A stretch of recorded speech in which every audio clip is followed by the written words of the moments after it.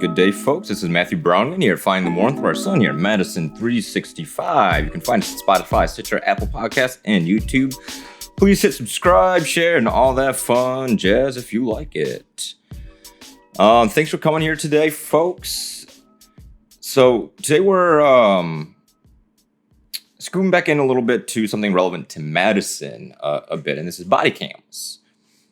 If you don't know, the Madison is undergoing, you could say a study. I don't know. From what I understand, it is as such. But there's a ad hoc committee right now that is looking at if Madison should pilot out or adopt body cameras. There are some things going on, and there's some couple problems, not just with the committee, but with body cameras and how we view them. One is the general public perception of body cameras, that they are good.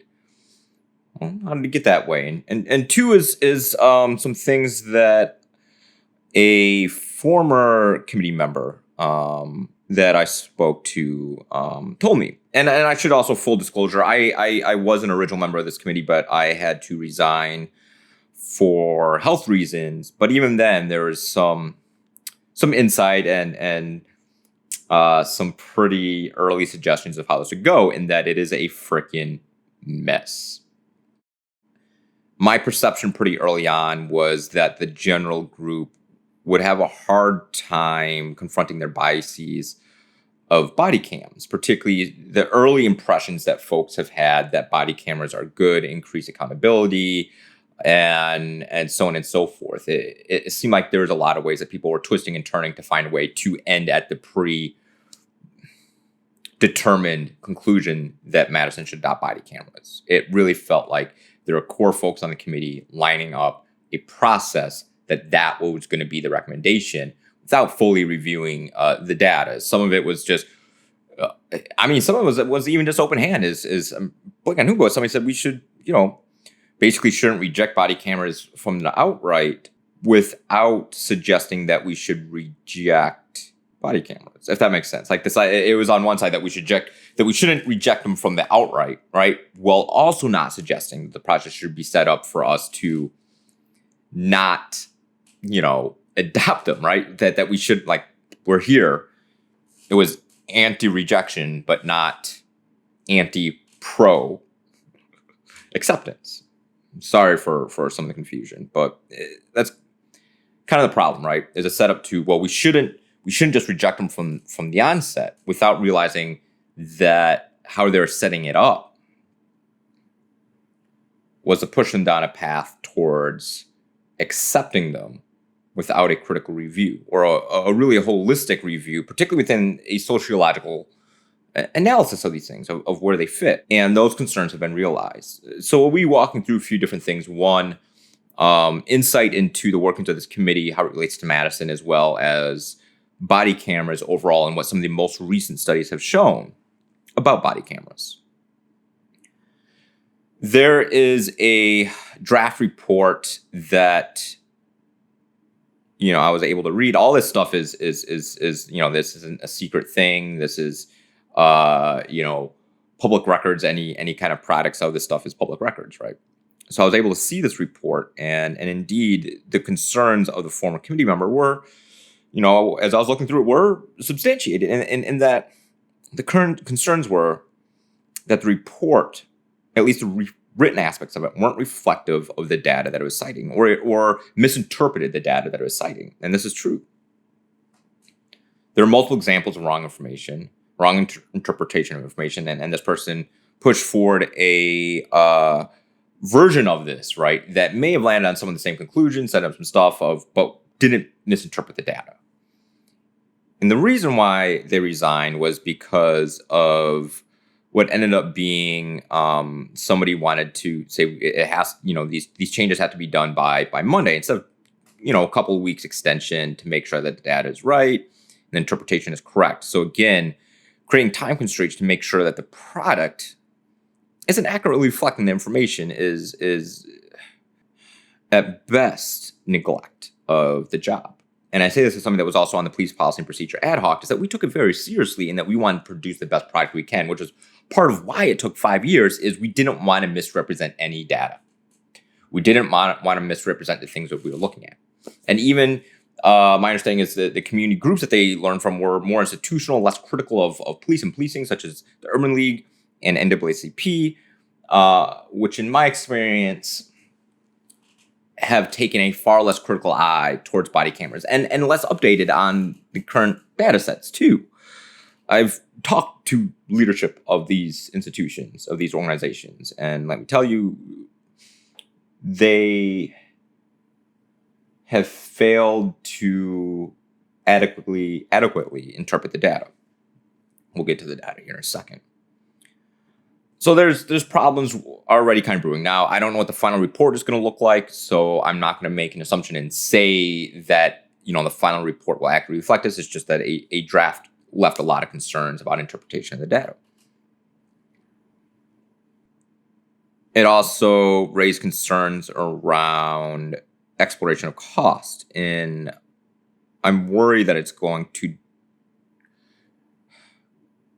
underestimate the cost, particularly the administrative aspects of these things. It was shared to me that a spreadsheet was shared that completely cut about costs of body cams that completely cut out much of the administrative costs. When I mean administrative costs, I mean police having to, they need to take the video, they need to categorize it, they need to review it, upload it, then review it when writing reports and more training.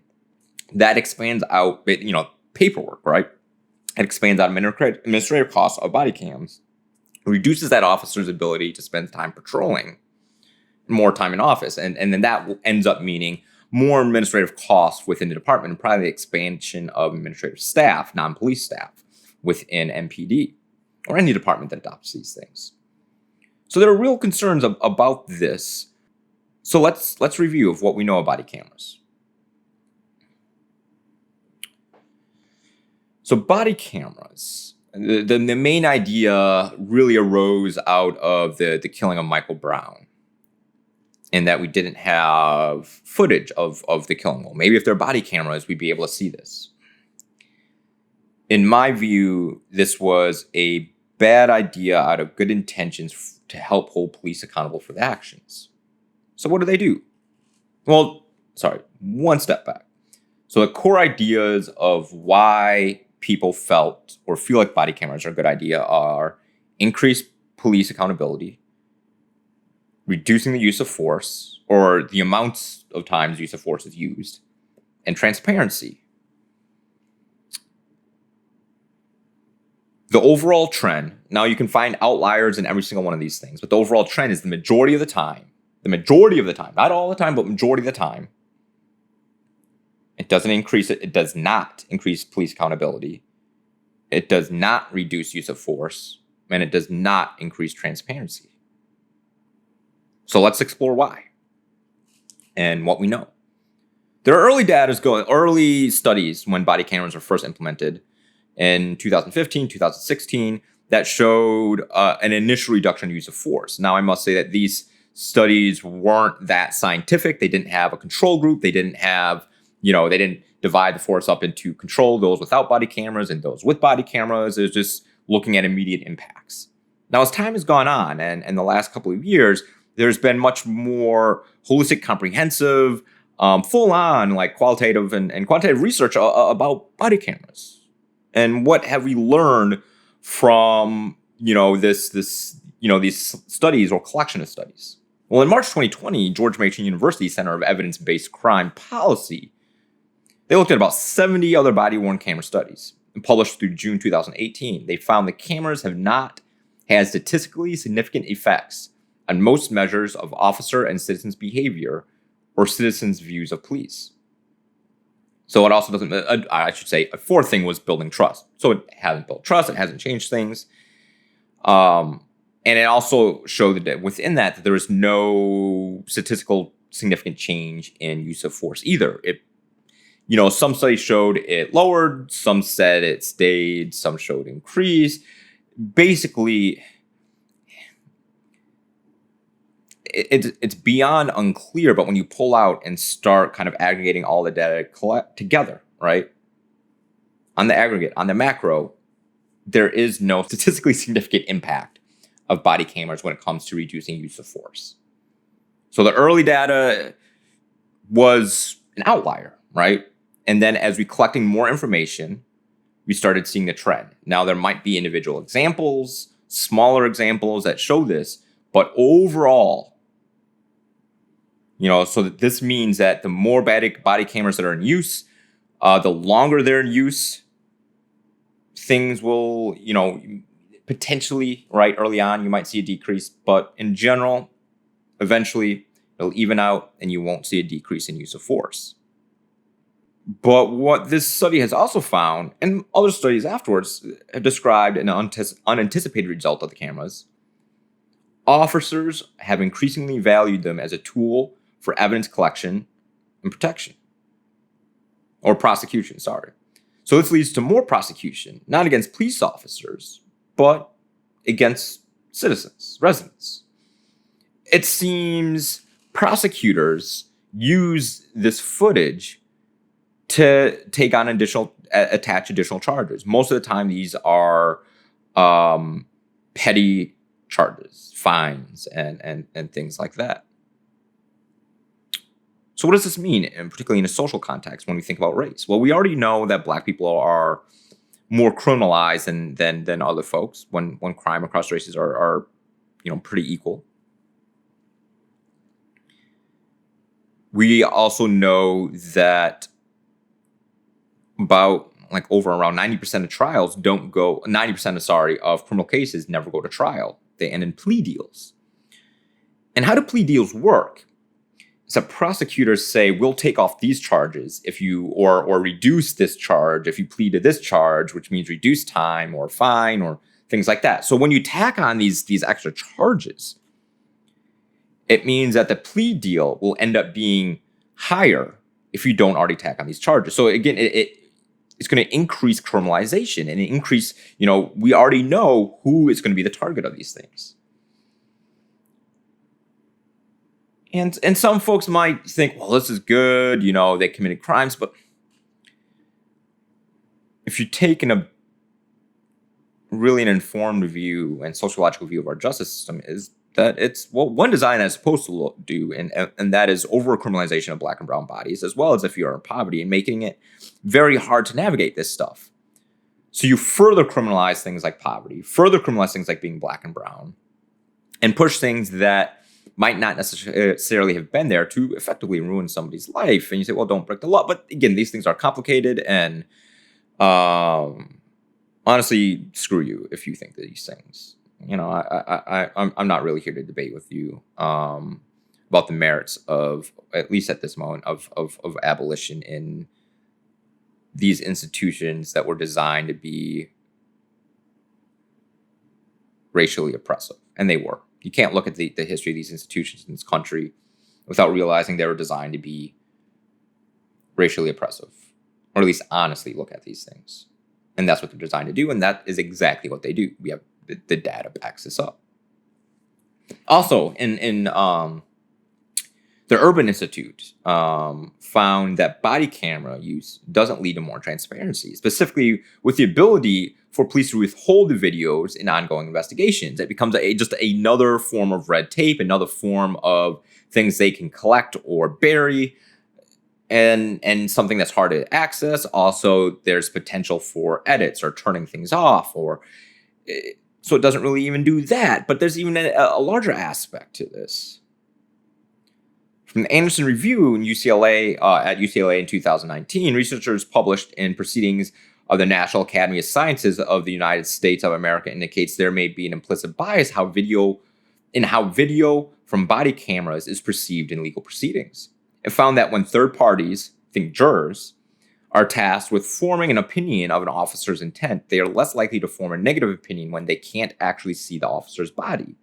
That makes the disembodied vantage point of police videos from a body camera an unintended advantage for police compared to how people assign intent when viewing surveillance video from a car dashboard camera or somebody holding a cell phone.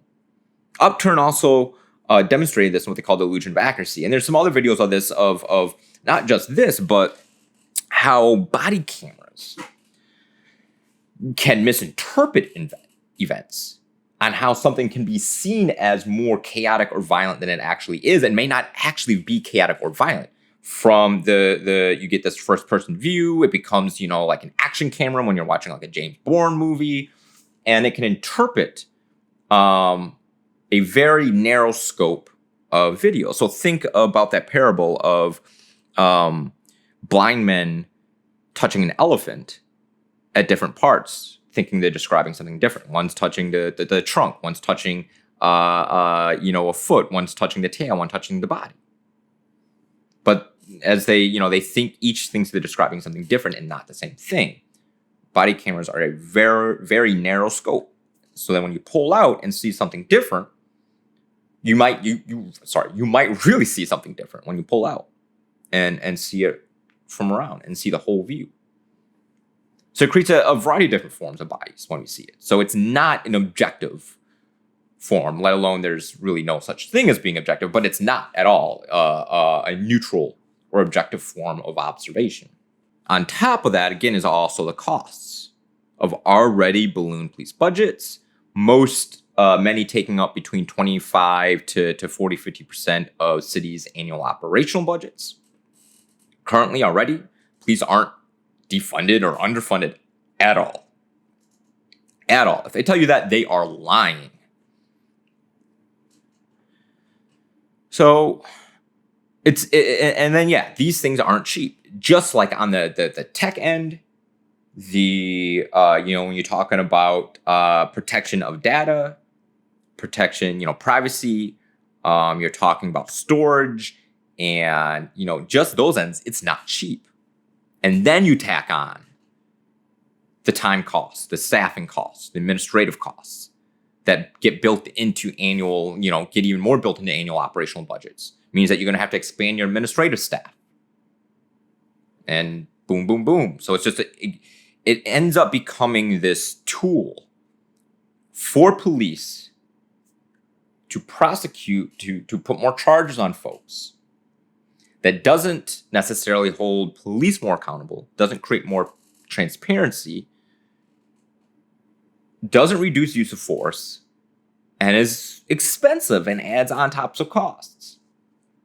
So it's really, it's a technology solution, or an attempted technology solution to a problem whose solutions aren't based actually in technology. They're based more so in policy than technology, more based so in investment, on what we invest in, not technology. In past episodes, go back when I talked about really looting. I think this was the first episode, and even a bit in the second episode on crime, and talking about some of the originators of crime and violence and how to prevent things. There are mechanisms to reduce crime that don't rely upon police and are much more cost effective than that. We also know accountability isn't from us not seeing police officers do bad things. We have, we have cameras everywhere, from your phone to wherever. It's not capturing things that is the biggest problem. It is legal mechanisms to hold police accountable for their actions, both in civil and criminal court,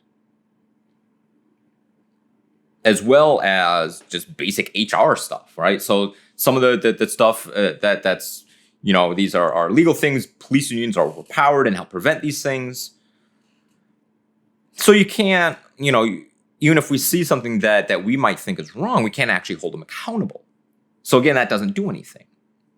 And there are other questions of privacy issues when it comes to protecting victims of sexual assault or domestic assault, domestic abuse, and immigration issues. So you get in a whole host of, again, having to build policies around protection, which also creates more administrative costs. But here's also a secret that folks don't like to talk about. Madison Police Department and other police departments have used paperwork time as a reason to reject police reforms. They say, well, this adds paperwork time. This adds paperwork. This adds administrative time and costs. And saying this would be hard to implement because of training. And you know what they don't do with body cams? They don't use that excuse for saying why they can't do it. That tells you something. And let me throw a little line at if you don't know it's from Jay-Z. But is this Uchiwali or is it one mic? So what is it, y'all? For real, what is it? Do you not want to have all these extra costs, extra things, no more paperwork? Because from what I understand with body cams, it adds a lot. So that should tell you exactly what this is. They see this as a tool to further criminalize us, not to mention issues when it comes to larger privacy stuff such as facial ID and more records for that to record you at a protest, at a whatever, whatever it is. And again, we already know, peep the last episode, police are much more violent in cracking down against leftist protests than right-wing protests. And the majority, 93% of left-wing protests this past summer have been peaceful.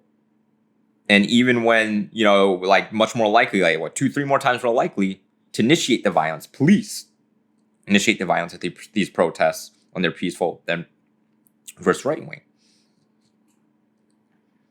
And then they'll use these body cameras and these videos that they capture and then the facial ID rec to ID you. If you were there, that they turned violent and then arrest you.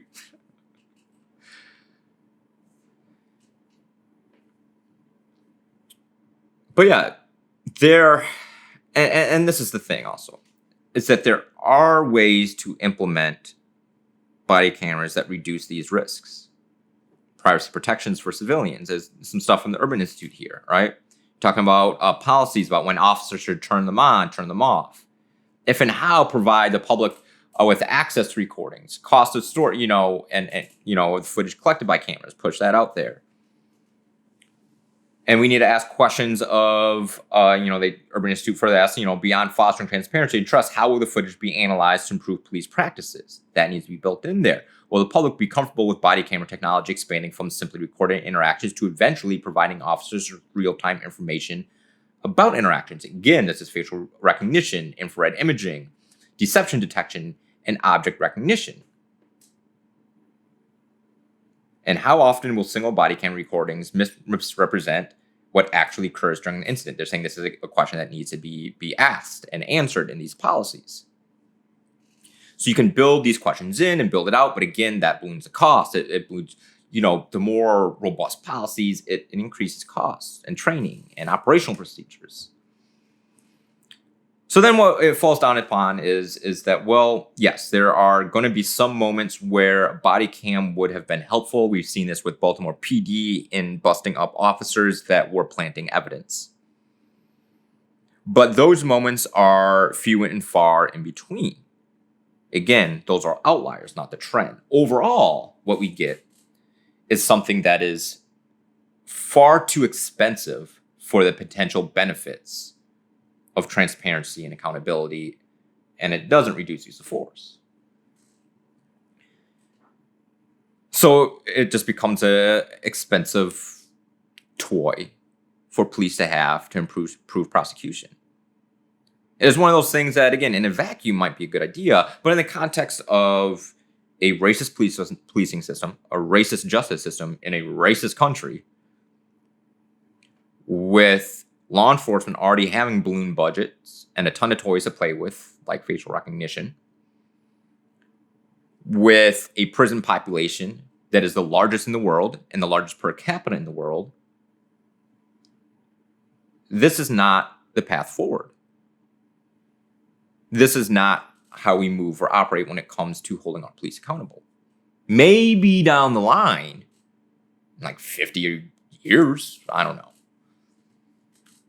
But in my mind, we have to move towards abolition of our current justice system and building something new that upholds our social contract that is not built upon racial oppression.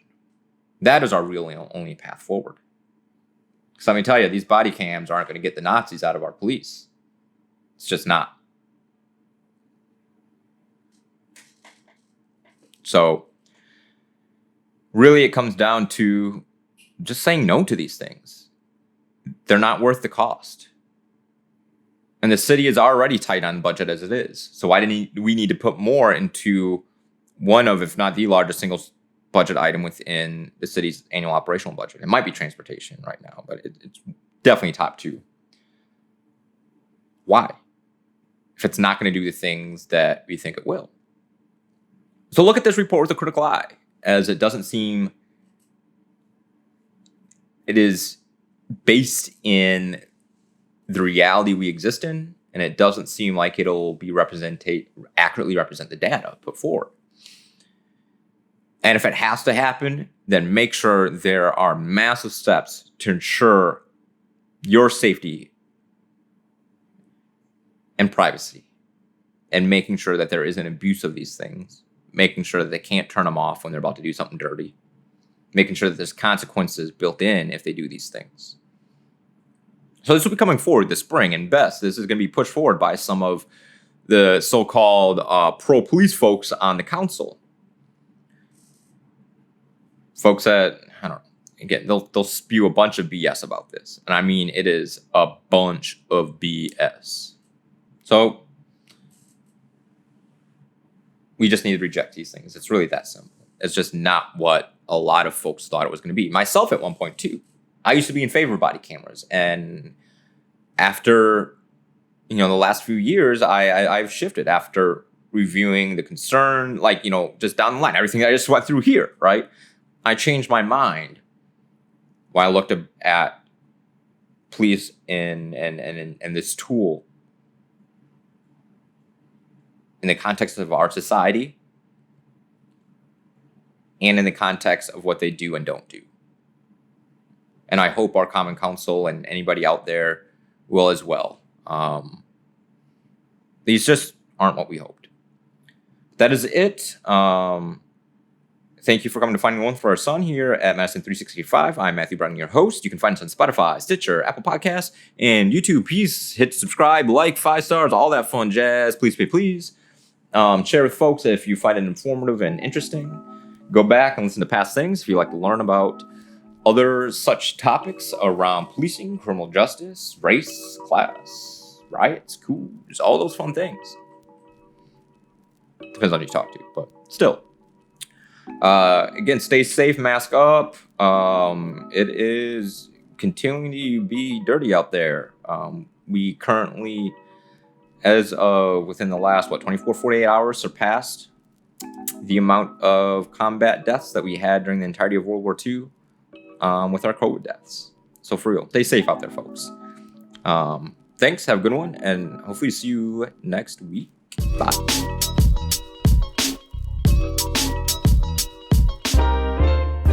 This is 365 Media.